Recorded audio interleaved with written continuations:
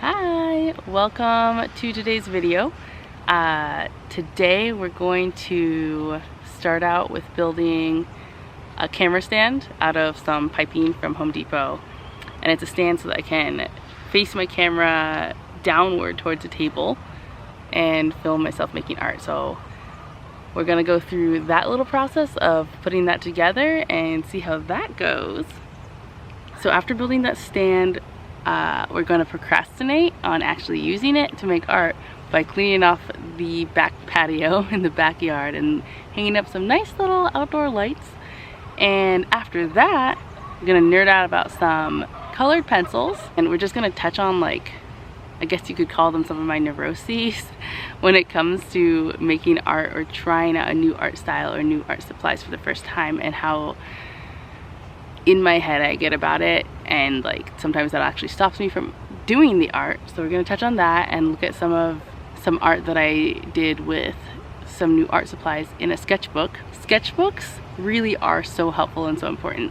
Like, if you are like me and you tend to sometimes get frozen in front of like a new piece of paper or a new canvas because you're like, I want this to be good, like I want this to be, I don't want to waste this paper or this canvas or this paint. Having a sketchbook as like a designated place where you just practice and you're like, this isn't going to be some finished product, this is for me to experiment and do whatever I want, and it doesn't matter how it comes out. So helpful. So that's actually, we're going to take a look at my sketchbook. Last but not least, I'm going to end the day with some sketching with these girls, these little chickens over here. And that's it. I hope you enjoy, and you know, if you make it to the end of the video, kudos, and I'll have a little message for you there when we're done.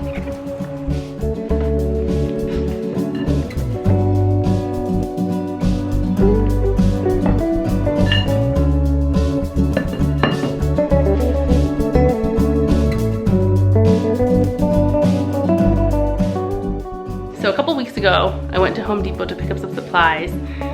Basically, I keep wanting to film some of my art process and film myself making some art or painting, and I keep finding that like every time I try, I can't figure out a way to like, or haven't been able to figure out a way to get the angle right. Like, either I have to prop my camera up on like a stack of books and it's really unstable, I'm afraid it's gonna fall, and I can't afford to break this thing, or I set it up like on top of a stack of boxes and it's like still a really weird angle and you can't even see what I'm doing, and like it just looks really bad. So I finally went on to the interwebs and looked up some options. Basically, I was just looking for a solution that was somewhat affordable, or that I could afford, that would also be pretty simple and quick and easy to put together. So some way of filming overhead for like artists or people who draw or draft things, people who work on a desktop surface. I went to YouTube, I looked up a bunch of different options, and I settled on one, which I tweaked it a little bit, but I settled on one that uses piping. I saw some that were PVC pipe, but I used metal piping, and you basically use that to make a stand and then have like a camera clamp that you can stick on top of it. So I picked up some pipes, some materials from Home Depot the other day. This I got on Amazon. I tried to find it locally, like I searched Best Buy's website to see if I could just like pick it up in person, but unfortunately I couldn't find it anywhere and ended up buying it on Amazon, but I got everything else at the Home Depot in my area. Hopefully this is a really great solution. If it's bad, well, I guess we'll find out together. Weirdly, this pipe, I don't know, it came like greased. It's like, what's it called? Black steel nipple? I don't know. There's probably a really good reason for it to be greased, but I definitely don't want it greased for my purposes. So I guess I'm gonna like wash them with soap. I hope that works. But I'm gonna connect these all with these little elbow connectors. These are all threaded on the ends. As you can see in here, these are threaded, so I can screw them into these elbow connecty bits. And I have some T connectors so that I can basically have 2 feet coming out either side and then like a stand. Basically, how do I explain this? It's gonna be like 2 feet and then 2 rods and then a rod going across the top with like this clamp. Oh dear! Anyway, this clamp can clamp onto the actual pipe, and then this little bit should be able to screw into my camera and then be secured in the clamp itself, so that I can basically orient the camera to look kind of like it is right now, in the direction it is right now, straight down at the floor. We shall see. I'm gonna wash these in the sink, but I don't think I'm gonna take you along for that.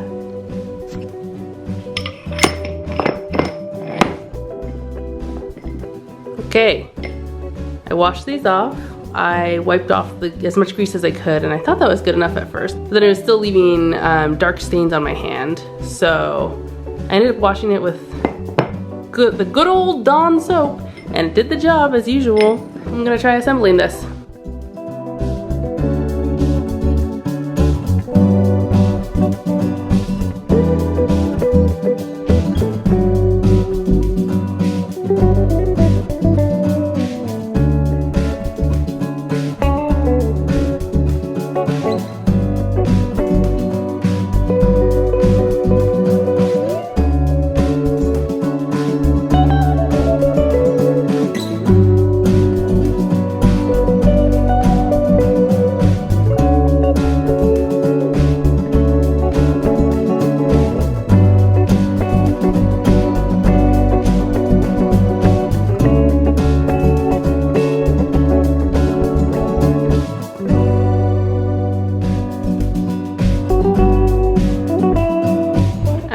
Together, and I was putting together I put together the feet first, and then I realized if I try to add the crossbar after I put the feet, I'm gonna have to like spin this whole thing around and around myself.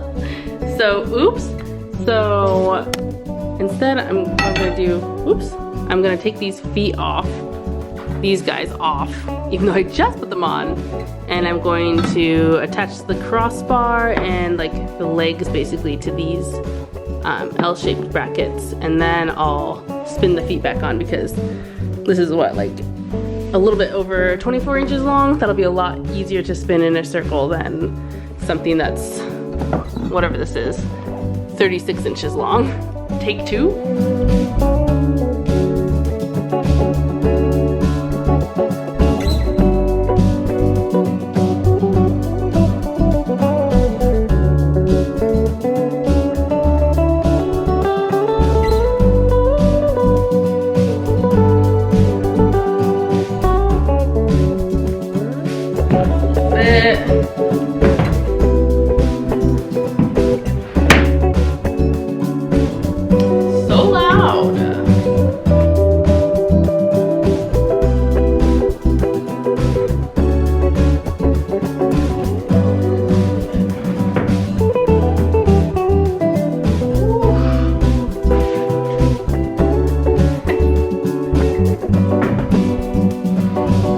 Moment of truth. Okay, basically just like a little stand with its like 2 feet.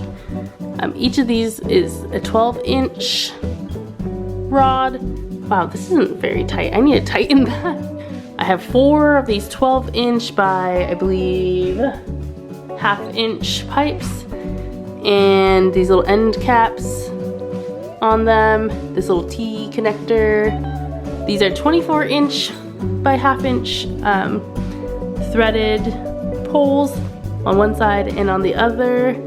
And then across the top, this is a 36-inch by 1/2-inch threaded pole connected by these little L brackets.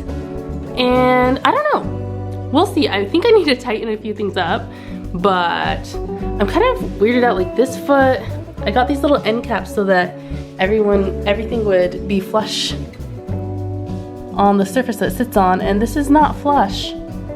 This is not flush. Like this end is off the ground. It's a little wobbly. So, I don't know. I guess I'll tighten it up and see what happens, and then I'll try attaching this Manfrotto clamp into it and see what happens.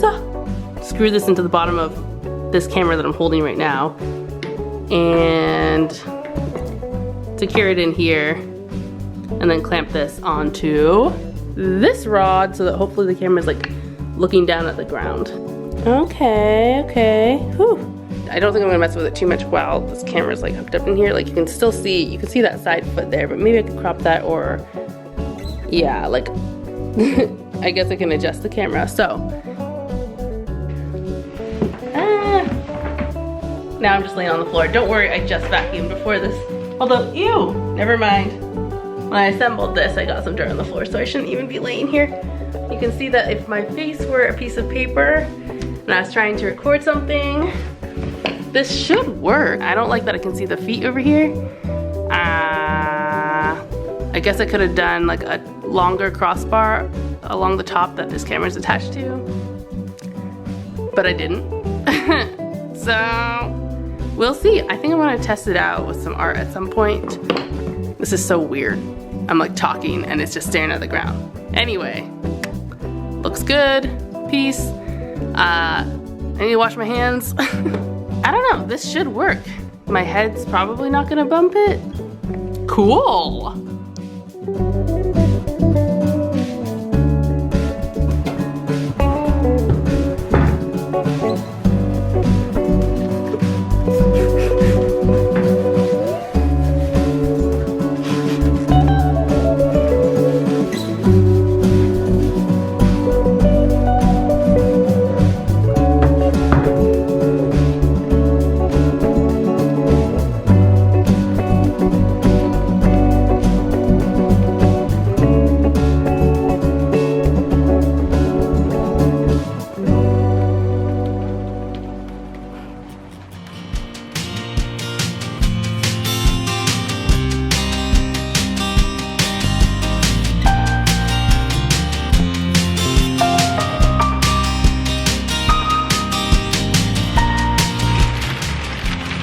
Definitely crooked, and I don't know why I decided to use screws instead of nails. I just made it so much harder on myself, but maybe laziness wins because I didn't want to go and find nails. But I think now I need a third screw to the center anyway, so you see how that worked out.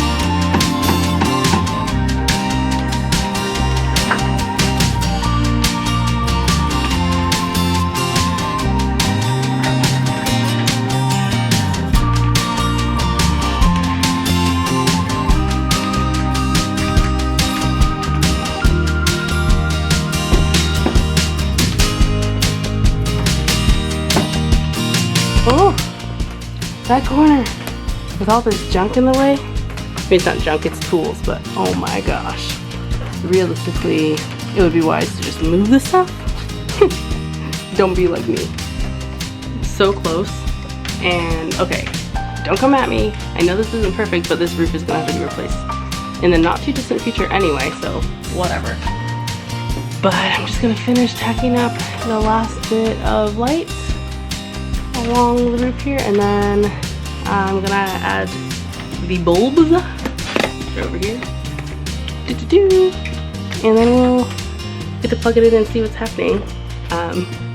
Yes, fashion, high fashion over here. I don't know why I'm wearing this. I mean, I know why, it's raining, but it's also so warm. It's humid. See if it suddenly looks 1,000 times better. Probably. Moment of truth.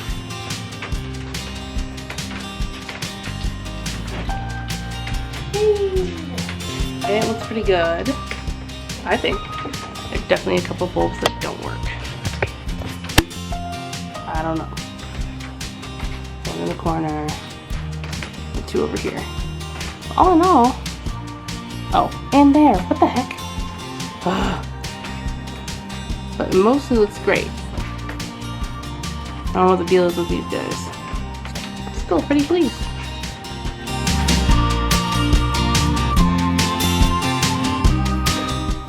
All these books. I always do this. I always think I'm going away for like 2 days with friends and I'm gonna read a pile of books that I haven't managed to read in like a year. Okay? Like, it's not gonna happen. I'm gonna be hanging out with my friends and some pens and markers and these awesome colored pencils that my sister got me. These are like the best. I don't know. They're like the type that I grew up with in school. I went to a Waldorf school for anyone who doesn't know, and these are just like the best pencils. Like I think it's Stockmar. Yeah, Stockmar. This won't focus. Hello? Oh, now it focuses. Yeah, they're great. I don't know. I feel like since I grew up with them, I just assumed that all colored pencils should be like this, and then I like went and tried like other brands that we probably all heard of, and was always like super disappointed and like, why did these sack? And I think I was just really spoiled and I thought all other colored pencils were garbage, but maybe it's just that these are excellent. This was something that I sketched some lupins. I was sitting on a butte looking out on a really sunny day, sitting next to some lupins, so I just started practicing sketching. So all the color is those colored pencils, just, you know, straight out of the box, not shaved or anything. I super love them. These are the colors that my sister got me. For a little note, I love these, and like the colors that I want to add. And I'm really excited about them, so I'm gonna bring those. I'm talking about them too much. At some point I'll add a couple colors like this. I'd like to add like a dark green and a dark brown for surezies. But if anybody is in the market for colored pencils and like want something that's super great, super quality, these like thick with 2 C's pencils by Stockmar, the Color Giants, are super excellent. I haven't used them in a long time, but I want to get back into, oh, that's exactly what I don't want to do. I don't want to drop them. Anyway, I'd like to experiment with incorporating colored pencils in with watercolor paint, perhaps. I've seen other artists do it and I really like it, but we'll see. We'll see if I like it when I do it. I guess everything comes with practice, and as Brene Brown taught me, if you're doing something for the first time, don't expect that you're gonna be great at it, because literally it's the first time you're doing it. Were you great at walking the first time you ever walked in your life? Were you great at speaking? Like, we've heard babies.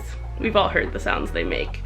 So why should we expect ourselves to be great at like using brand new, I don't know where I'm pointing this camera. Why should we expect ourselves to be super great at using brand new art supplies? And I run into this with myself all the time. I bought gouache because I tend to paint with like, when I use acrylic paints, I use a lot of water and like kind of almost emulate watercolor paint, but with acrylic.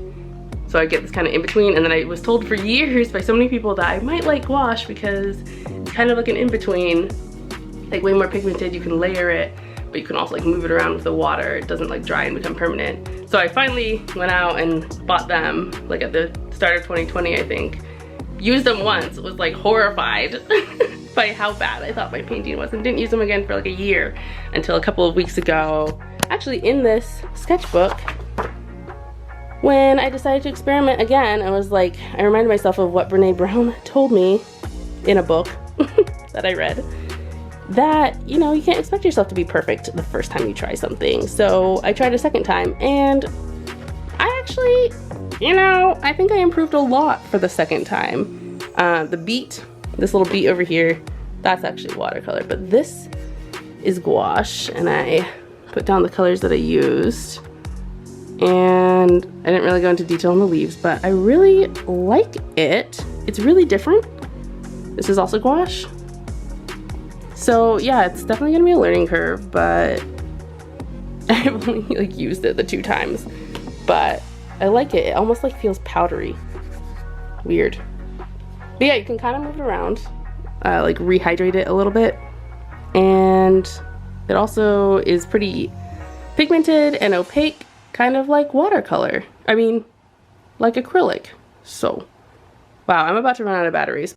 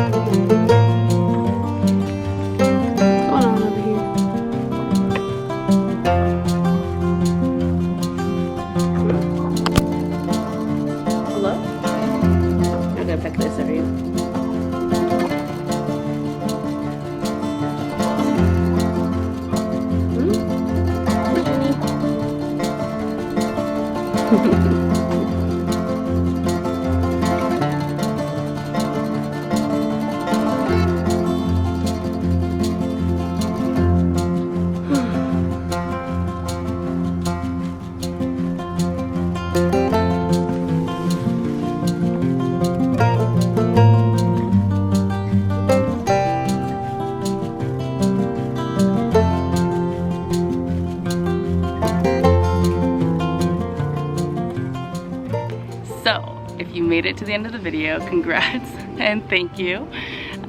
It was kind of all over the place. I did not have a plan. I didn't make as much art as I thought I would, and that's okay. That's part of life. I've been having these ideas bounce around in my head for like future videos because in my own head I always want to like have ran out of batteries in the middle of a sentence. Anyway, as I was saying, what was I saying? Oh yeah, I think like in my mind I would ideally have these ideas, like polished ideas that I present in videos like, oh, this is how I like started my art career and this is how it worked out and it worked out so well, blah, blah, blah. Not the way my life goes, not the way probably most people's lives go, not probably the way it usually goes when most people are pursuing something new that they've never done before. And on top of that, I've been thinking about how when I watch other artists' videos or hear about other people's stories, whether it's art, whether it's fashion, whether it's, you know, whatever it is, when I hear other people's stories about how they started out and like the hurdles that they went through, the way that like chance plays a role sometimes, it's just like so fascinating. And it's also almost like comforting to know that like it's not like everybody else just knows what they're doing. We all have to go through this. Okay, so I've been toying with the idea of trying to like really build up an art career for myself for like decades probably since like before I even entered the workforce. And I'm a very fear motivated person where like I'm always like, I'm afraid of what won't work, I'm afraid of what will work, I'm afraid that I'll like not do enough research and do something wrong, or like do my taxes wrong, or this is that. I don't know how it took me this long, but like I'm coming to the inner realization that like no matter how much research I put into something and no matter how much I try to prepare myself, something's gonna go wrong at some point.